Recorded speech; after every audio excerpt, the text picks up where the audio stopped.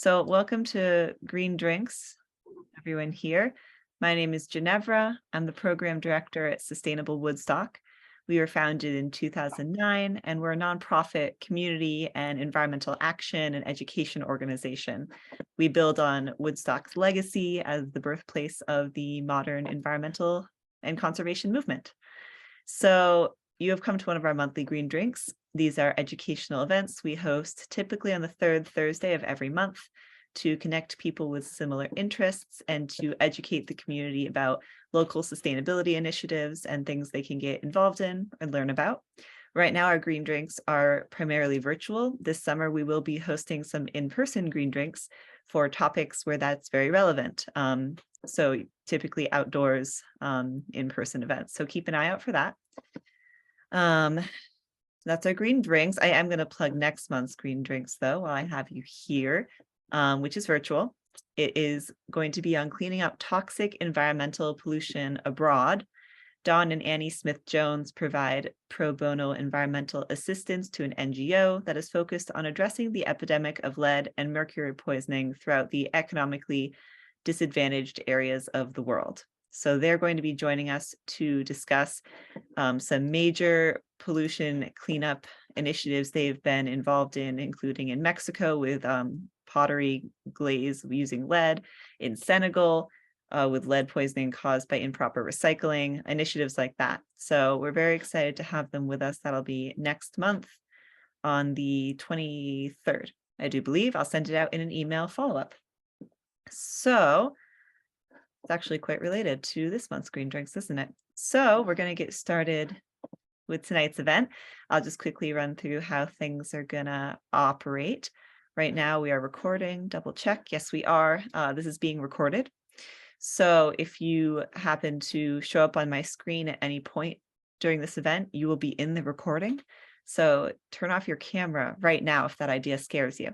Otherwise, I'm sure it's nice for him to see people's faces. It's nice for me too as well. So we're recording, and I'll send out the recording to anyone who signed up to attend the event after the fact. You're currently muted. So if you have questions while Ham is talking, questions right now, you can type them into the chat box on Zoom, and we'll ask those questions of Ham. I will ask them of Ham, I should say. If you're not familiar with Zoom, you can just run your cursor over the screen and a little chat bubble should pop up. If it does not, go to the bottom and there'll be a ... more button. Click on that, and that should take you to the chat button where you can enter questions there. If you really get hopelessly lost, raise your hand, turn your camera on and raise your hand, and I'll save you. And otherwise, I'll follow up with any contact info or questions that come up or any info that Ham would like me to share, as I always have in the past. Okay, that's most of it from me. So I'm going to read your bio now, Ham. Don't leave me. And introduce you. I should say this is, I think, the third time that I have had Ham presenting at Green Drinks since I've been with Sustainable Woodstock. And he's always a popular presenter because people, I think, carry these questions around with him in the back of their head, and then they see a chance to ask them. So it's exciting to have you back, Ham. I'm going to read your bio now. Ham Gillett is the Vermont Act. Gillett, Ginevra, you should know that. I know, sorry. I do it every time. It's Gillett like skillet, but I do the emphasis. Yeah, on the fine.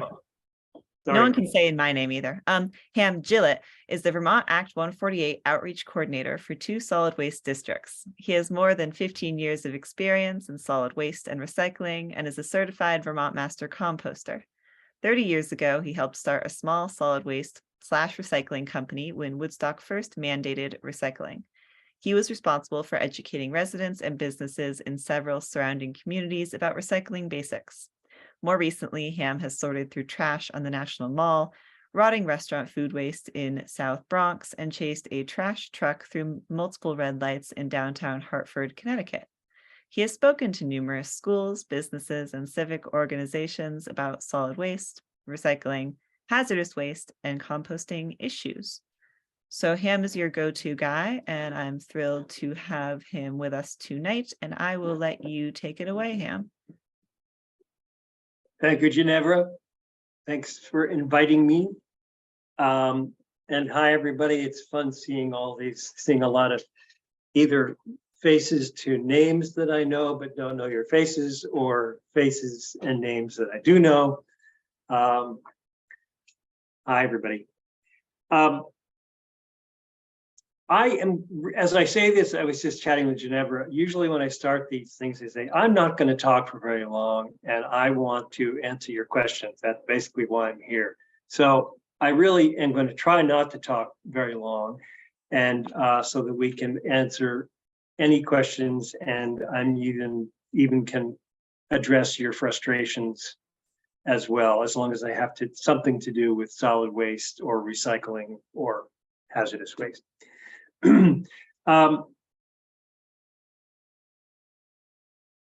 Let's see. I say that because I think most people who are even on Sustainable Woodstock's radar or in tune to these sort of things, I make the assumption that you know the very basics, that Vermont has a universal recycling law, you know what's required. And if you have questions about that and I'm making the wrong assumption, put it in the chat. But I'm not going to go through all of that. I will touch on some of it as I present, but I'm sure that most of the questions you ask me will also touch on those things. So just to start off with, there are a couple of things that are subjects that are foremost on my mind, and I would like to get them off my chest, as it were. The biggest one that just seemed, because it's been I've been dealing with a lot at work, is hazardous waste. Right now in the legislature, there is a hazardous waste extended producer responsibility going through the House and Senate, and I'm not going to get into that really, but I just want to tell you that the issue with hazardous waste in all over the place, but in Vermont specifically, because that's what we're talking about, it has become outrageously expensive to dispose of. For example, the Greater Upper Valley Solid Waste Management District in 2022, we're required to have 2 hazardous waste collections a year.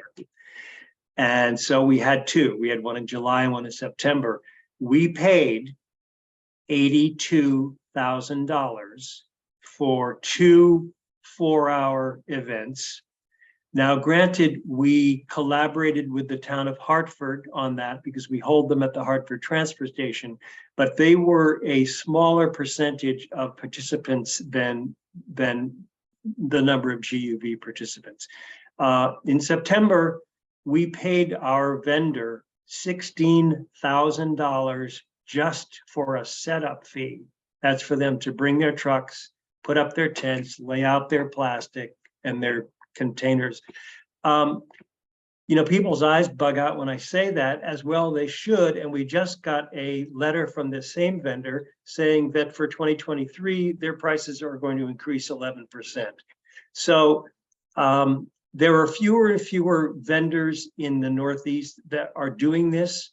They are buying up each other, as is happening with everything.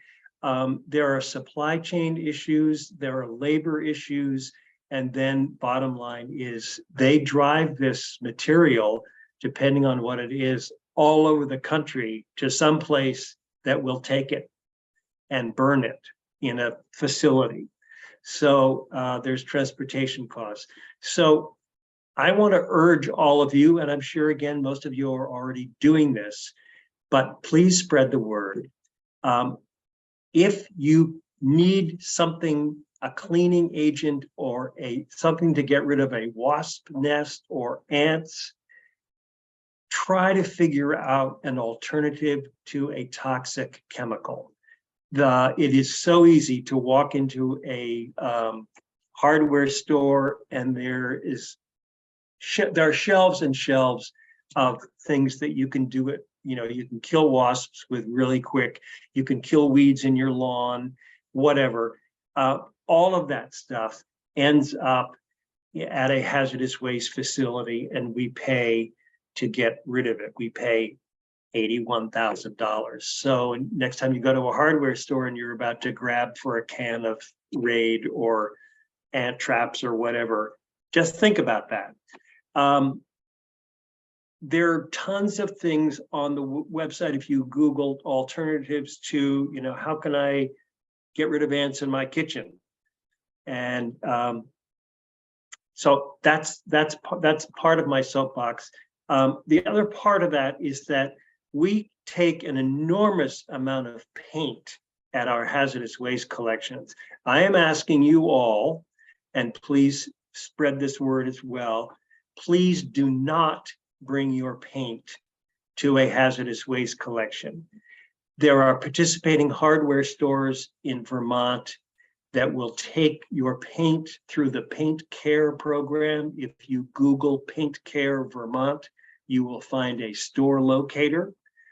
The Hartford transfer station will take your paint as long as you're going to pay something to use their facility, but the disposal of the paint is free.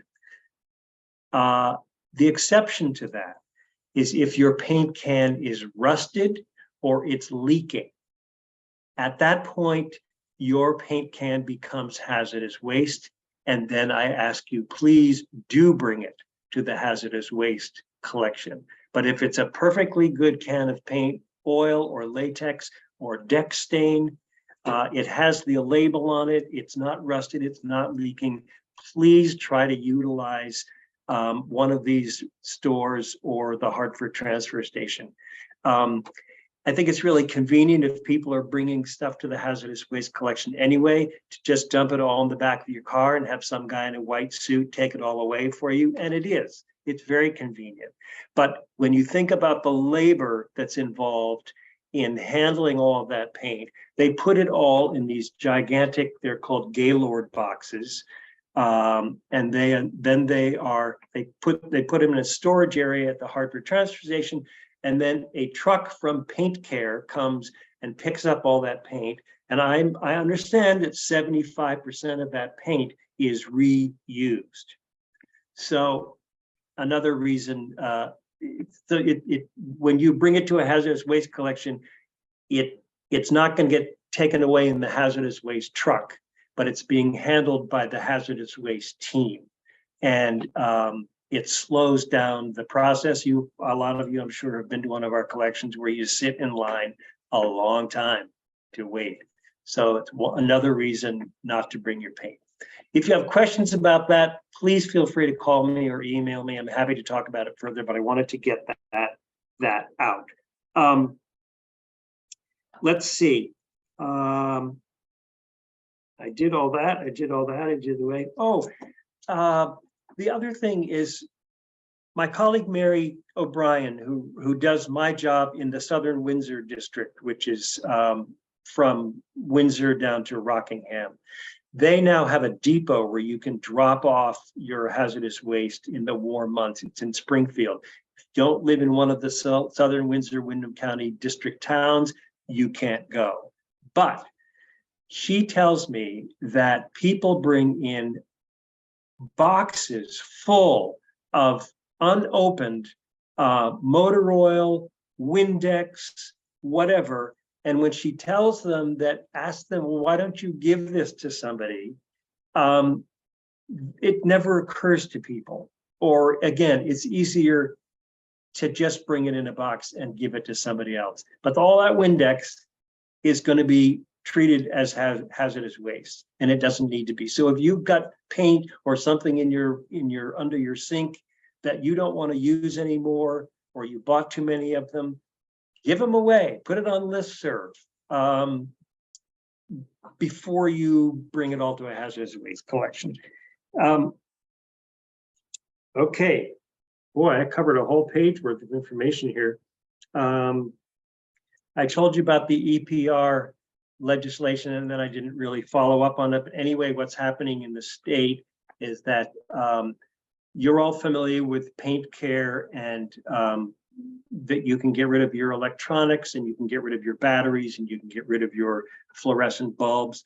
Well, the state is now pushing to make manufacturers of all of these hazardous materials responsible for the end of life. And that's called extended producer responsibility. That's what goes on with paint and batteries. If you want to sell batteries or paint in the state of Vermont, you pay into a fund, or if you buy your paint in Vermont, you pay 99 cents extra for a can of paint, and that helps fund the paint recycle program. So that is what's happening in Montpelier. It's a big deal for us because you and your communities and your solid waste districts are paying enormous amounts of money to get rid of this stuff. And we feel that if you're going to manufacture it, you should help fund its end of life. End of story. Okay. Let's see. One thing I'm going to ask people about is I'm aware that a lot of people are frustrated with composting, particularly when they're doing it in their backyard and the bears are walking off with their dog or their composter or whatever. And I'm hoping that people will put something in the chat about that, because it's a huge problem. Bears are a huge problem. And we're getting to the season where they're coming out of hibernation, if they ever went into it this winter. And I can offer some suggestions, but I guess my point is I have the sense that there are a lot of people who have given up. And I want to hear from you, because number one, we can figure out something that will work for you. Number two, it is part of the universal recycling law, and it is against the law in Vermont to throw food scraps other than bones and meat in your composting. So let's chat about that. And two other things. I just did one of these last week with my colleagues in the Chittenden Solid Waste District, and we did it under the auspices of the newly formed Vermont Sustainable Libraries Working Group. So we had people calling in from all over the state. And I was telling Ginevra, we had about 35 questions, but they addressed five subjects. And one of the things that came up a lot was, is my recycling really getting recycled? And do I put my caps on, or do I take my caps off my containers before I put them in my recycling? What I got from that session from the folks at Chittenden, and they are the mother of all recycling, just solid waste districts in the state, that it is okay to keep your caps on your water bottles or whatever, secure them so they don't fall off as they're riding up the conveyor belt going into the sorting facility. The bottles will get crushed, the caps will come off, and I am told that at the end of the line, all of those caps are being landing end up in one place, and they are being recycled. They are made of a resin that is recyclable. So that's my story about that. I was going to tell you about a couple of events that are happening, and I think rather than racing through them at the end of this, I'm going to tell you now while you're all still with me. Hope you're all still with me. Styrofoam, as you know, a lot of people are very frustrated with not being able to recycle Styrofoam. There is a collection at the Cornish, New Hampshire Recycling Center, if you'd like to go to Cornish, on Saturday, March 25th. It's running from 9 to 2, which is when their facility is open, and they have told me that they will take it from anybody. You don't have to be from Cornish. That's one option. Then on Saturday, April 1st, The Lebanon Sustainability Group and the Lebanon Rotary are running it's either their third or their fourth collection event. It's going to be behind Jake's Coffee and Car Wash in Lebanon, which is across the street from Gardener's Supply. That is only open from 9 to 11. It is very busy.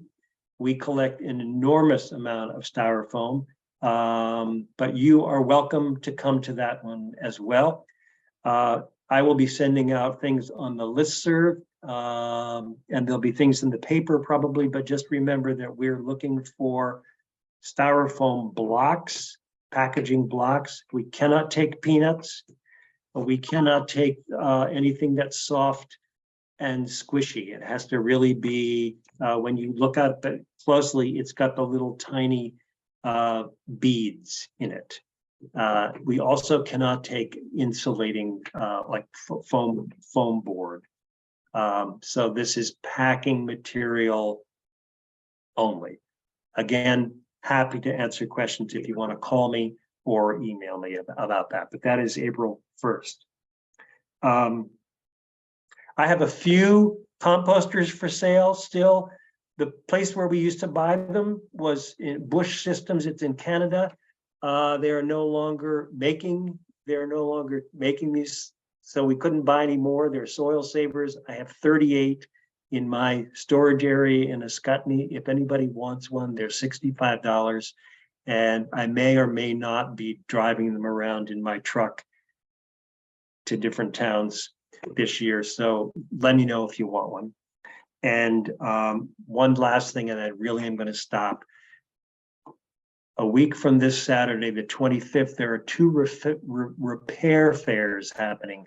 One is in Randolph at the Bethany Church from, I'm not sure of the hours, but if you Google the initials BALE Vermont, you will find all the information, and kind of fascinating. These are things that are popping up all over the state, in church basements where people can bring in a sewing machine or a broken zipper or a chair with a leg broken off, and they have volunteers come in and they will fix this item for you at no charge. So very cool. There's one in Randolph. There's also one happening in Virgins, if you happen to be in Virgins, and you can find out information about that through the Addison County Solid Waste District. Addison County Solid Waste District. Okay, I'm done. Everyone, I'm happy to listen to you talk, Ham. I learned something new every time. That's scary. Okay. I know, isn't it terrifying? We do have some questions in the chat right now already. One that no one else can see because it was sent directly to me. But everyone on this call, please do feel free to put your questions in the chat if you weren't on earlier when I suggested you do so. If you aren't seeing the chat, you can run your cursor over the screen. You should see a chat bubble. If not, there's a button that has a ... more. And if you click on that, you should be able to select chat. If you get hopelessly lost, raise your hand on your camera and I'll try and help you. If I see you, I'll look out for it. So the first, there are two that are in a direct message to me, but I'll read the first one to you here, Ham. Where should we recycle fire extinguishers? I don't know. I get that question a lot. The Hartford transfer station will take your fire extinguishers. I always encourage people, and you'll probably be considered a pain in the neck, but I always encourage people to take it back. If you didn't buy it online, take it back to the brick and mortar store and say, how do I get rid of this? And why don't you take it back? You sold it. So the Hartford transfer station is probably your best bet at the moment. All right. Where is the best place to return bottles and cans that are returnable? Depends on where you live.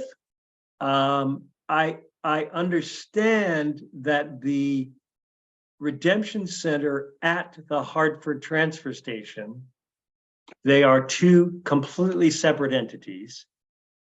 I understand that they have been closed. If anybody on this Zoom can tell me, update me on that, I'd be happy to know. But that is the closest place in the Upper Valley. There's also a redemption center in Ascutney at exit 8. If you either come down Route 5 or come down 91, get off at exit 8, take a left like you're going to Claremont, and there's a Sunoco station, and then right beyond it is called the Exit 8 restaurant, ATE, get it? And right behind that, there is a redemption center, and I don't, off the top of my head, know the hours, but you could Google redemption centers, Ascutney, Vermont, and probably find it. If anybody else on this call knows of any places that I haven't mentioned, please let me know. Let everybody know. Thank you, Ham. Mhm. Somebody asked, see, now I have to go find it. When you had mentioned bears and compost before, someone said, please talk about bears and compost. Yes, all in caps. And then someone followed up, is it best to use composting stations rather than personal composting to reduce bear issues? So you might want to go ahead and tackle the whole bear thing. Okay, I'll bear everything. If you want to compost in your backyard, there are a couple of things that I suggest you do. One is, my number one rule is when you look in your compost pile, you should never see any food scraps. Your food scraps should always be completely covered with dead brown material, shredded leaves, sawdust, wood chips, pine needles, whatever. But that will, first of all, keep it out of sight. It also will cut down on the aroma a lot. Number two, a lot of people who live out in the woods, they just throw their food scraps in the woods. I don't think that's a good idea because it teaches all sorts of wildlife that they can get food from humans. And that is not a good thing. When we first passed this law, we had a meeting with all of my colleagues around the state, and Forrest Hammond, who some of you might know, he's now retired from the Fish and Game Department. He said to us, I hope this composting law fails miserably because there's nothing worse than having bears specifically learn a connection between humans and food. And he was right in a lot of ways, but here we are. Another thing is a lot of people are putting up a simple strand of electric fence, solar powered electric fence around their compost area. Hang little pieces of aluminum foil off the wire, bait it with bacon fat or peanut butter. The bear will come and touch that with its tongue or its nose and get zapped. And I'm told that bears have very good memories and they will not come back. You all know, of course, that bears are initially drawn to people's yards because of birdseed. A black bear can smell black oil sunflower seed from 1 mile away. And once they're there in your yard, it's hard to get rid of them. And if there's once they've eaten your bird seed, they're just going to go and look for something else they can eat. So the third thing is they hate ammonia. Soak a rag in ammonia, put it on your composter or tie it to your composter. Try that. And I started in on the don't put an open pile of food scraps in your yard or in the woods. If you live around other people, there are certain molds that grow in compost piles that are lethal to dogs. I know of 2 dogs that have died from getting into somebody else's compost pile. So I hope that helps. and good luck. Oh, the other half of that question, yes. Some people have given up on backyard composting and are now taking their food scraps to a drop-off location, which is great. A little bit bigger carbon footprint, and it might be costing you something, but it's one way to get the food scraps off your property. And if you take your food scraps to a drop-off, that you can include your meat scraps and bones, because that compost, if you take your food scraps to a drop-off location, those food scraps are going to go to a commercial composting facility where the temperature of the pile gets up to a minimum of 144 degrees, which is said to kill all pathogens. That will not happen in your backyard. Okay, I'm done. Thank you, Ham, for that very nuanced answer. You have addressed, no, but it's needed. And you have addressed one of my pet peeves, which is people leaving bird feeders up into warm season. So, all right. Well, post in the chat if you have follow-up on that. I'm going to go to the next. Oh dear, where'd it go? There we go. Next question. Last year, Maine passed an extended producer responsibility law, making producers of packaging pay to recycle products. Is this in the works in Vermont? Yes, Maine beat us to it, but it's essentially the same idea. And I don't know, to be honest, I don't know what the extent of Maine's law, but I believe they are the first state in the country to actually get that passed. Thank you. What happens to all the electronics that are dropped off at transfer stations? Good question. Those electronics are picked up by a company called Good Point Recycling. They are based in Middlebury. They're an amazing company if you want to Google them. Good Point Recycling. They have a large facility outside of Boston. I think it's in, I'm not going to say, I was going to say Charlestown, but it's not. They dismantle all of the electronics. They take them all apart. Most every part of that electronic, that television, that CRT, that laptop is reused. They also fund their operation by resale. They take a lot of people are always dropping off things that are perfectly good, and they've got a whole team of people who are pulling those things out of the truck and scrubbing them clean and then reselling them. But they're terrific. Thanks, Ham. We host a Sustainable Woodstock hosts a yearly electronics recycling event in Woodstock with Good Point. Yep. They are terrific. That'll be in the fall. No date set yet. Next question here. Is there a way to recycle clothes that are too beat up to give away, or cloth like old drapes, torn blankets, etc.? That's the first part of it. I'll ask the first part. Okay. Yes, I always direct, if you have towels and t-shirts and ripped sheets, animal shelters love towels. Your local mechanic loves sheets and some t-shirts. They pay a lot of money to buy a bag of rags, and don't show up and dump it off, but ask them, and I'll bet you they'll say, yes, we would be happy to have that. And of course, they probably would love you to tear up the sheets into rag-side pieces first, but I do that with my stuff.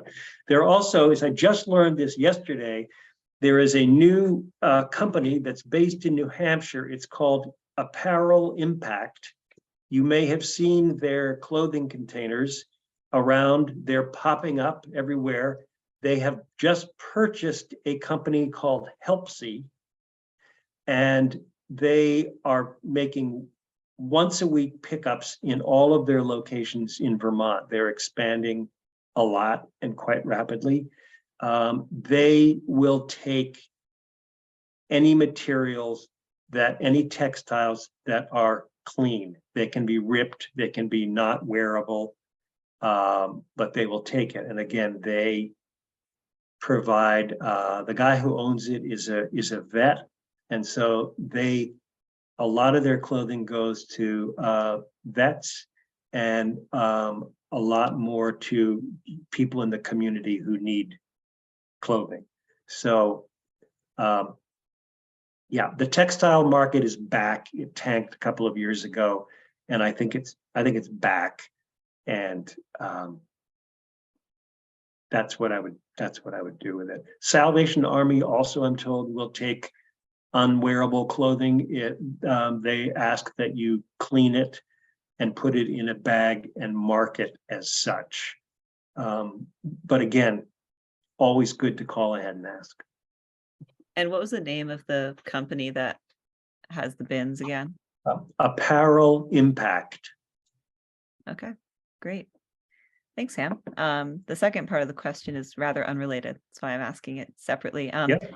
I have a few quarts of old screws or nails that don't meet the 2 inches square rule. Can they be recycled as scrap metal? Yes, but not with your recycling.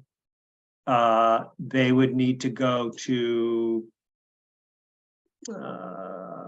let's see, I think the Norwich transfer station has a scrap metal container. This is not for, tin cans and cat food cans. It's for scrap metal, old sap buckets and stuff. Let's see, what else? I think the Hartford transfer station also has I know they have a scrap metal container. I know a lot of people are using the Lebanon facility now, and I don't know if they have a scrap metal container now. You can go on their website and find out. Yes, they're perfectly recyclable, but not with your household metal. Thank you. Mm-hmm. Where to dispose of alkaline batteries in New Hampshire?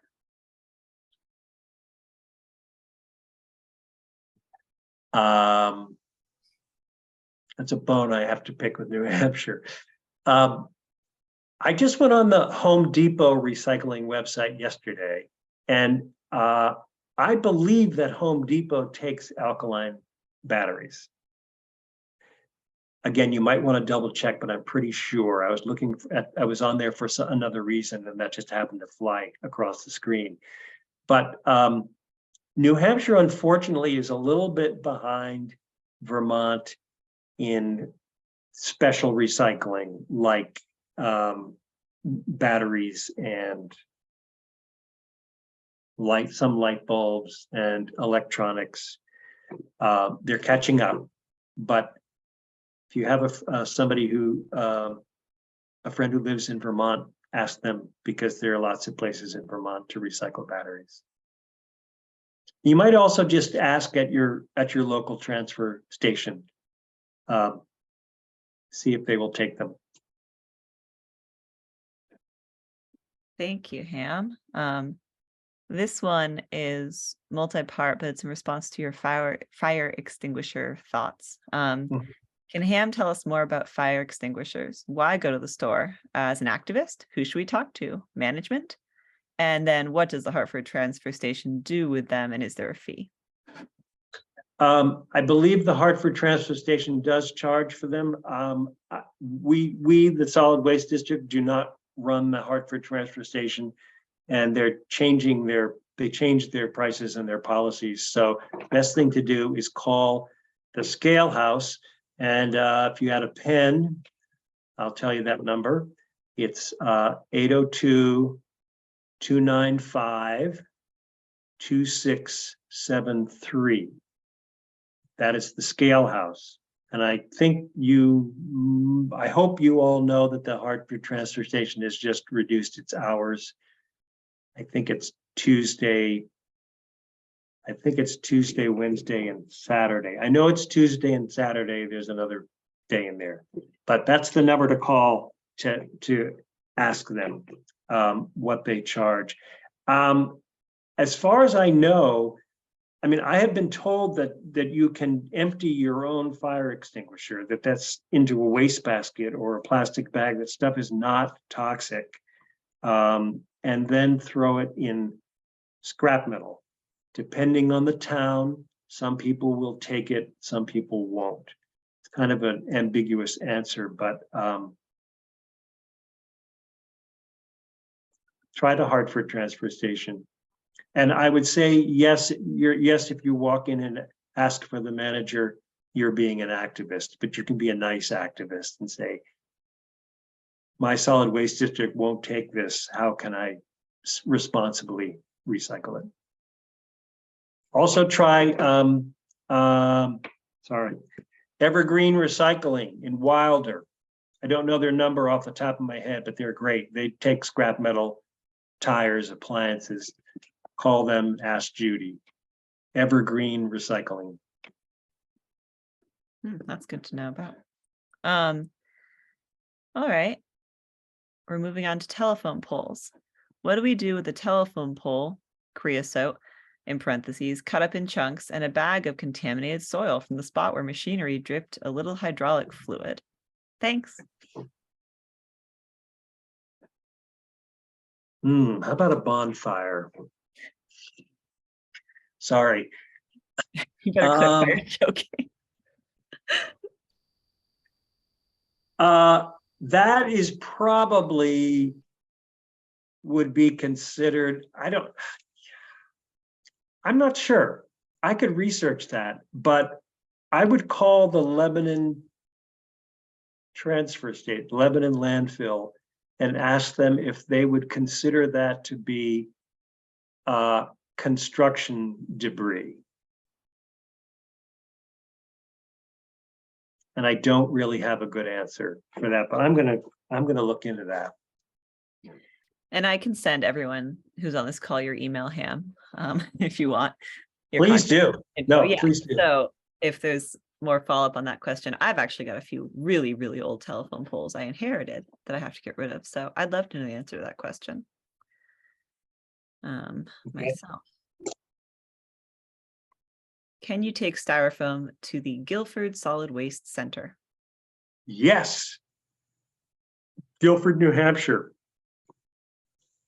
That's where all of the material that's at the Cornish collection and at the Lebanon collection, and I believe at the one that just happened in Hanover, all of that material is going to Guilford because they won a big grant and purchased a densifying machine, so they can take big chunks of it and it gets thrown in this machine and it gets densified and it comes out the other end like a squishy, not squishy, it's just like a styrofoam rope. And it goes into it gets fed into a box like this until the box is full, and that's considered an ingot.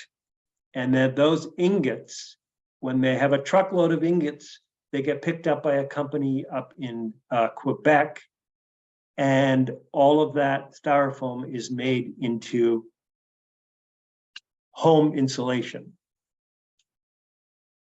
It's pretty cool. It also gets made into picture frames and architectural molding. If you live in a new house, if you look at the molding around your living room, that might be made out of styrofoam.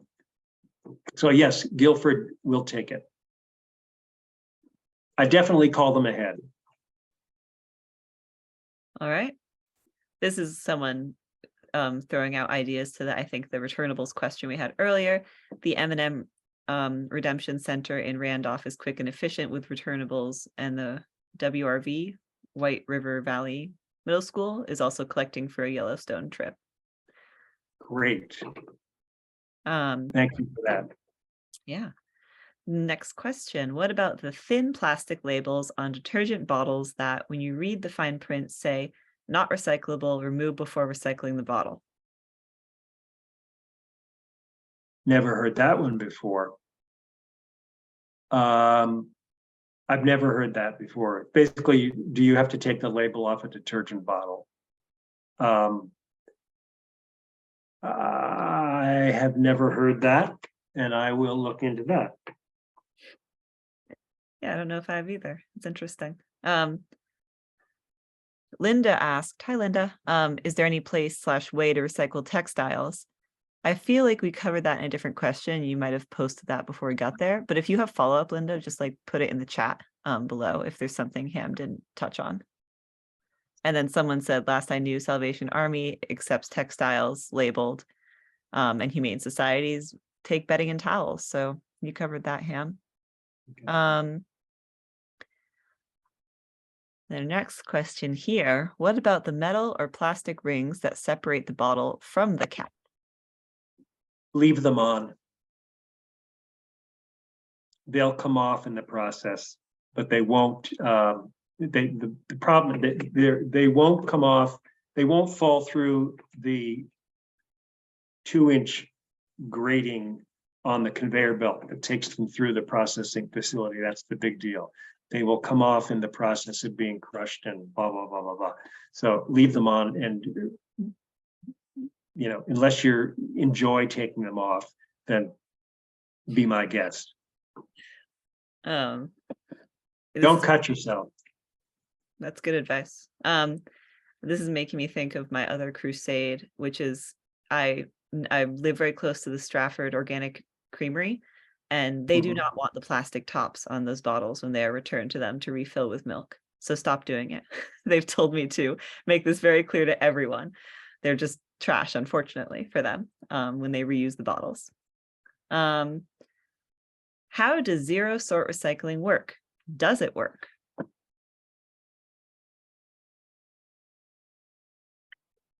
Yes. So, point of clarification. The generic term is single stream recycling. That's where you put all your recyclables together. And that silly idea was made because it was a way to get more Americans to recycle, because they didn't have room for 12 different containers in their kitchen, or it was too much trouble. So I didn't decide, that if people could put all the recyclables in one bin and have them taken away, then that would make a lot more people recycle. And I think it probably worked to a certain degree. Casella Waste coined the term zero sort. That is they own that. So they're basically the same, it's the same term.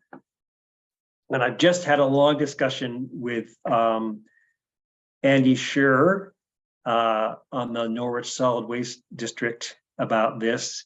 If you have your trash and recycling picked up at your house, chances are you are using single stream, because the truck doesn't have room to sort it on the truck.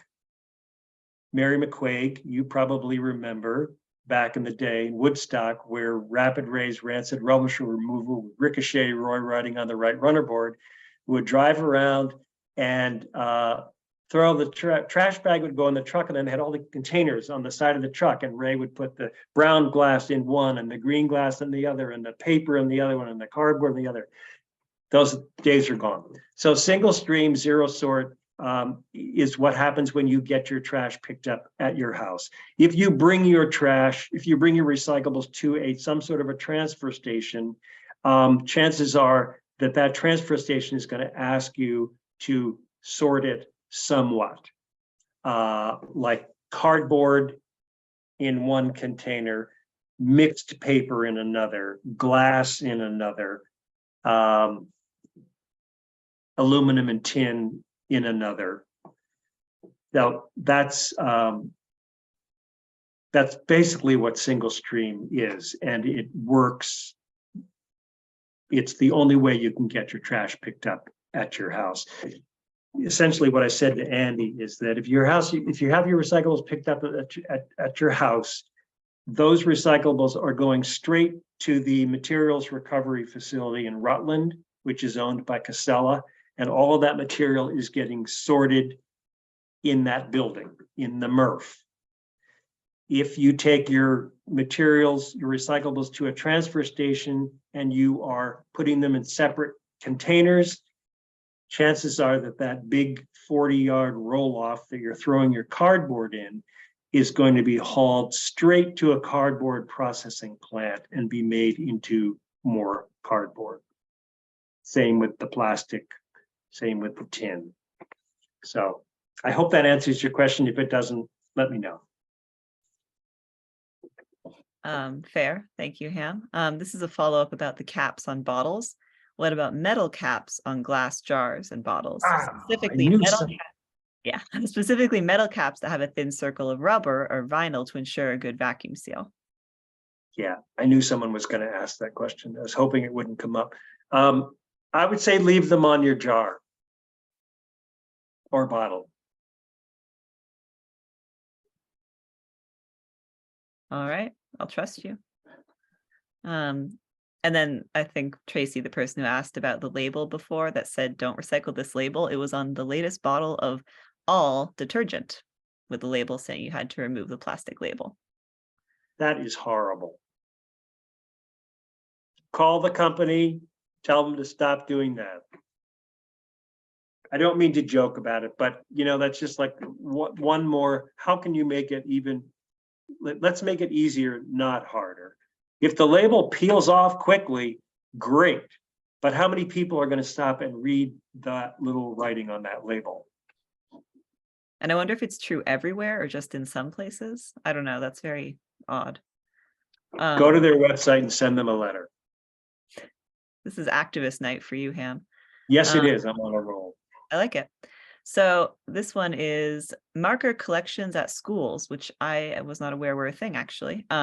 I think they are burned for energy. Is that preferable to landfilling? I've never heard of it.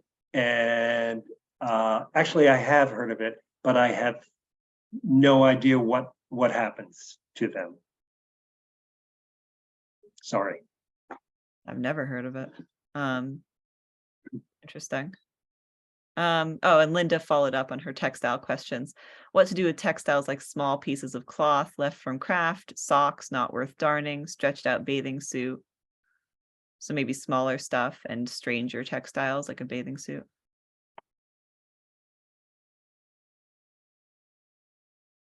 Somebody larger might be able to wear that stretched out bathing suit. I don't, you know, quilter,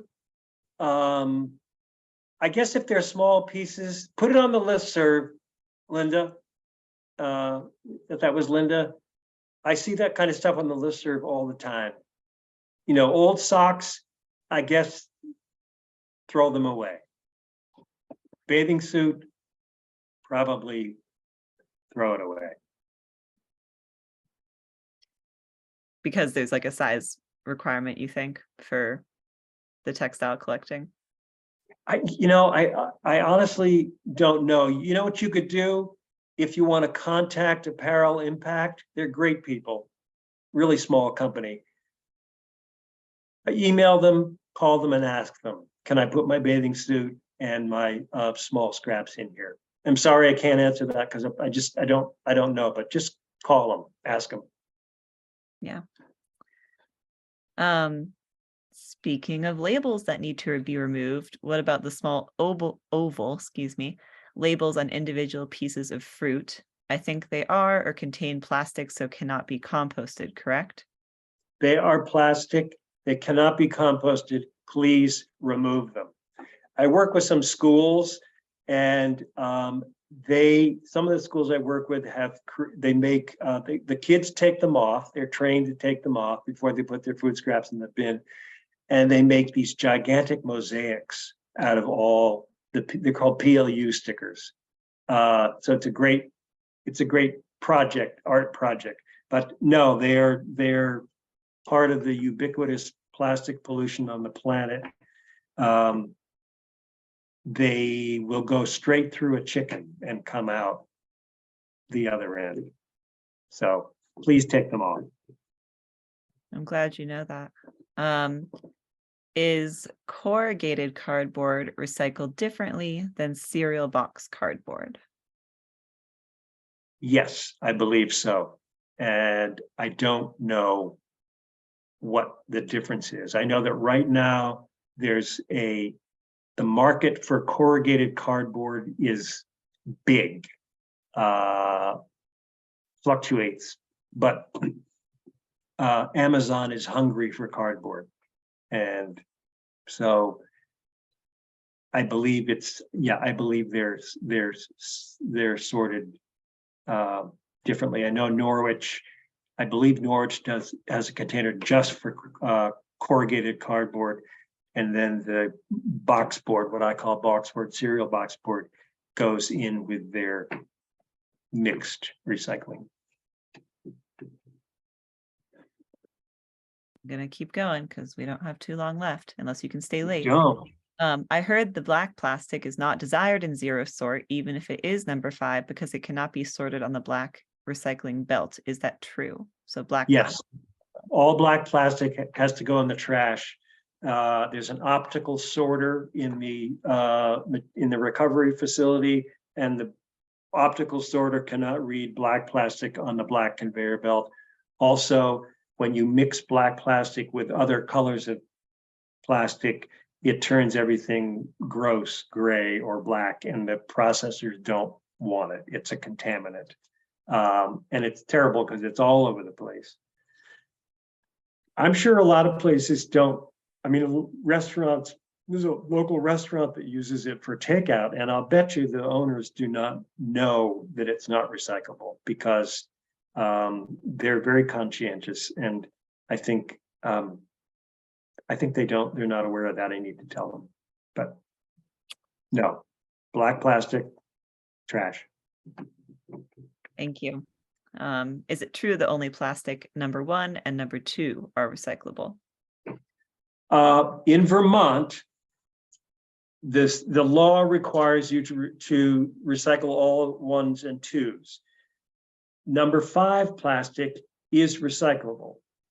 Casella, who runs the MRF in Chittenden County and in Rutland, they will accept number 5 plastic. So if your recyclables are going to one of those 2 facilities, chances are they are, you can put in number 5.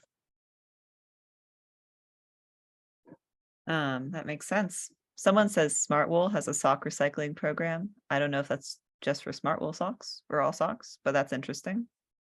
I had heard that, but thank you for the reminder. Do you know much about the ARC in Barrie? ARC being ARRC, and I know you do. Yes, it's actually ARCC. Oh, I was right. Okay. Yeah, it's that stands for Additional Recycling Collection Center. It's in Barrie. It's run by the Central Vermont Solid Waste District. And I have taken things to them and told them that I'm not in their district, and they said that's fine. Google them, ARCC Vermont or ARCC Barrie, Vermont. They take all sorts of stuff, toothbrushes, toothpaste tubes, deodorant containers, CDs, cassette tapes, a lot of stuff. They charge something for it, but it does get recycled. Barrie's a long way from here, but if you're going there for another reason, load your car up, tell your friends, take their stuff too. Great. And Linda has put the link to the Smartwool recycling program, and it's all socks. That's so exciting. I was not aware of that. Good for darn Smartwool. Smartwool, yeah. It's 6:30, one question left, and it's just a follow-up on the black plastic. Can the optical sorter not see other dark solid colors like solid blue bottoms of containers mushrooms were sold in, or is it only black? I believe it's only black. That's all I've heard too, but all right. Well, it's exactly 6:30, and that was the last question. So wow. I'm impressed.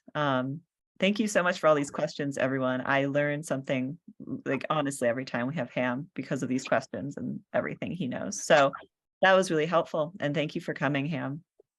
Okay, may I just interject one quick thing if anybody wants to stay? I gave you a bunch of hypothetical questions to ask in your promotion. And I just want to go down this list to make sure that I have answered all my own questions. Where can I recycle batteries and paint? Amazed by the number of people who don't know that they can recycle batteries in this state. All batteries are recyclable. Your transfer station will take them. In any town in my district where there isn't a transfer station, I have a kitty litter bucket outside the town hall. You can put them in there. There are certain hardware stores that take them. Woodstock Ace Hardware takes them.